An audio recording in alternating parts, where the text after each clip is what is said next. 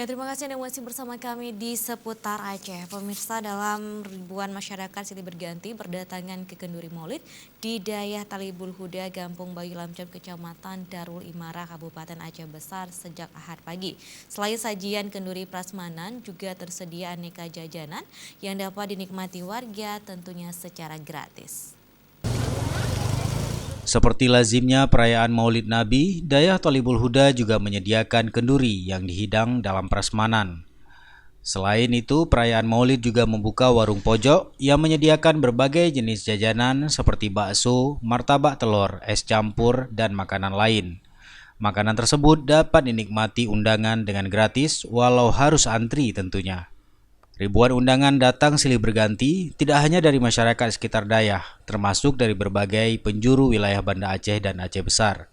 Sejumlah tokoh ulama, pimpinan Dayah dan santri juga tampak hadir dalam kenduri Maulid ini, termasuk Bupati dan Wakil Bupati Aceh Besar dan sejumlah pejabat pemerintahan. Itu rangkaiannya silaturahmi, kemudian acara kenduri, dan ada santunan anak yatim desa tetangga, Bayu dan Lamsot, sekitar 42 orang. Kenduri Maulid pada Dayah Talibul Huda ini juga membuka posko untuk pemeriksaan kesehatan gratis.